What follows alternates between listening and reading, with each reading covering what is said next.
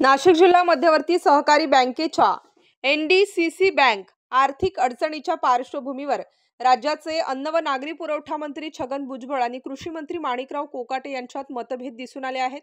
भुजबळ यांनी बँकेच्या अडचणींसाठी सर्वपक्षीय नेत्यांना जबाबदार धरत या सो कॉल्ड नेत्यांनी बँक बुडवली असा आरोप केला होता।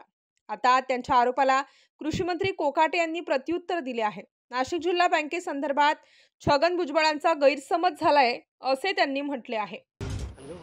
नाशिक जिल्ह्याची ही जी बँक जी आहे हे एकेकाळी महाराष्ट्रातली नव्हे हिंदुस्थानमधली दुसऱ्या क्रमांकाची बँक होती आणि एवढा मोठा प्लॅन होता शेतकऱ्यांच्या कर्जाचा, देशामध्ये दुसरा क्रमांक।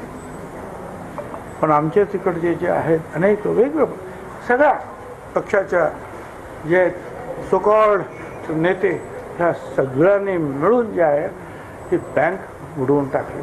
कारण त्याची निवडणूक घेऊ नका, कारण ज्यांच्यावर ठपका ठेवलेला आहे त्यांची पोरं तयार आहेत परत निवडणुकीला उभं राहायला। निवडणुका घेऊ नये या मताचा मी सुद्धा आहे। निवडणुका हा बँकेला परवडणाऱ्या नाही नंबर 1।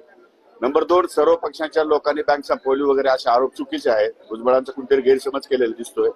असं काही झालेलं नाही। कुठल्याही राजकीय पुढाऱ्याकडे बँकेचं कर्ज येणं नाही, बँक त्यांनी बुडवली असं म्हणता येणार नाही। काही गोष्टीमध्ये चुकीचे निर्णय किंवा अनावश्यक या ठिकाणी कर्ज वाटप या ठिकाणी झालेलं आहे। तेवढ्या एका गोष्टीमुळे कर्ज वसूल न झाल्यामुळे बँक अडचणीत आलेली आहे आणि म्हणून कुठल्याही प्रकारचा राजकीय वशिला न ठेवता बँक सुरळीत चालावी यासाठी प्रशासक राहावा ही माझी पण धारणा आहे। Nashik star news bureau, Nashik.